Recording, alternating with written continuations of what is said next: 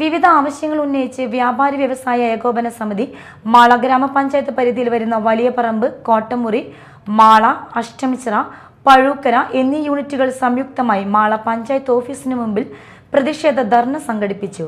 ജില്ലാ secretary K Najah ഉദ്ഘാടനം ചെയ്തു. ഈ മേഖലയെ ഒരു കാര്യത്തിൽ പോലും അല്ലെങ്കിൽ ഒരു അണ പോലും ഗവൺമെൻറ് സഹായിക്കുന്നില്ല എന്നുള്ളതാണ് നമ്മൾക്ക് ഏറ്റവും പ്രയാസകരമായി തോന്നുന്ന ഒരു കാര്യം. സഹായിക്കുന്നില്ല എന്ന് വെച്ചാൽ നമ്മൾക്ക് അല്പമെങ്കിലും സമാധാനപ്പെടാം.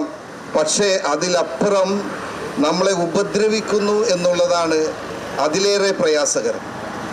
കാരണം നമ്മൾ ഈ തൊഴിൽ മേഖലയിൽ നിന്നാണ് ഏറ്റവും കൂടുതൽ കഴിഞ്ഞ ദിവസം സർക്കാരിൻ്റെ സംസ്ഥാനത്തിൻ്റെ റവന്യൂവിൽ ഏറ്റവും കൂടുതൽ വരുമാനം ഉയർത്തിക്കാണിച്ച മേഖല വ്യാപാര വ്യവസായ മേഖലയിൽ നിന്നാണ്.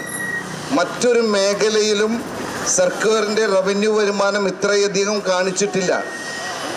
അതിൽ നിന്നും നാം മനസ്സിലാക്കേണ്ടത് സർക്കാർ എല്ലാ മേഖലയിലും അവരുടെ മെഷീനറി ചലിപ്പിക്കുവാനുള്ള സാമ്പത്തികം ചെലവാക്കുന്നത് ഈ മേഖലയിൽ നിന്ന് കണ്ടെത്തുന്ന നികുതി വരുമാനത്തിലൂടെയാണെന്നാണ് നാം മനസ്സിലാക്കേണ്ടത്.